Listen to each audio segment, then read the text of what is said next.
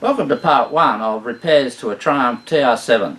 Well, I've owned this TR7 for about 30 years now.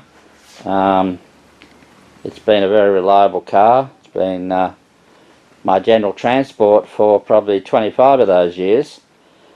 But in recent times it started to give me trouble, and so I purchased a modernish car for transport.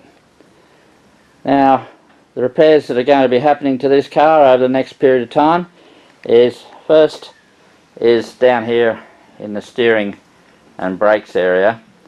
This car for some reason had violent shake in the steering when you put your foot on the brake, and I can hear everybody saying, oh, get the disc rotors machined or buy new ones. Been there, done that, made no difference whatsoever.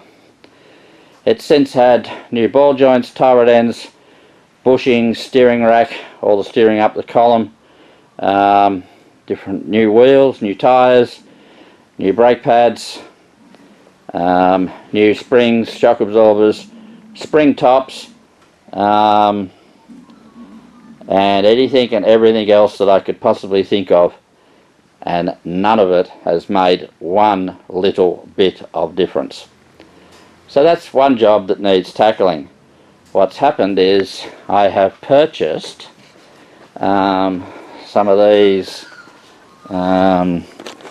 adjustable sort of spring top at the top of the struts, you know, that adjust the camber and the caster.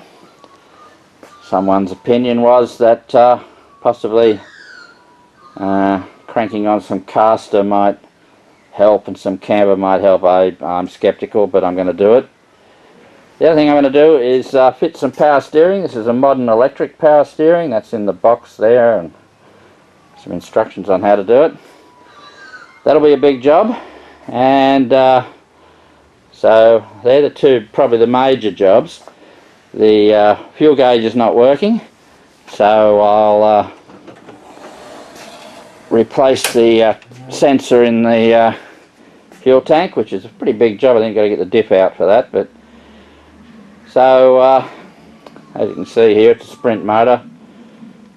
Now it's also got an electric water pump, and I haven't been all that happy with that, but I'm going to persevere a bit longer, make a few changes, and hopefully sort that out as well.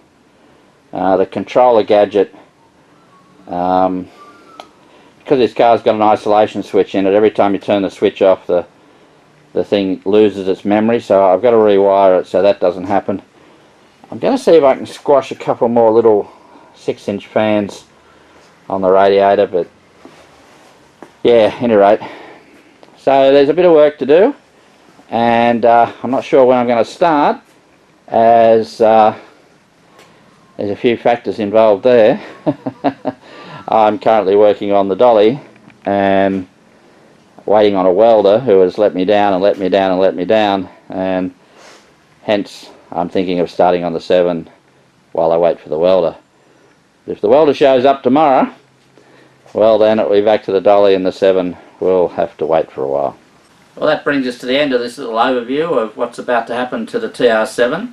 Tune in, same duck time, same duck channel, when you'll hear me explain the meaning of life and possibly put some strut tops into the TR7. And so bye for now.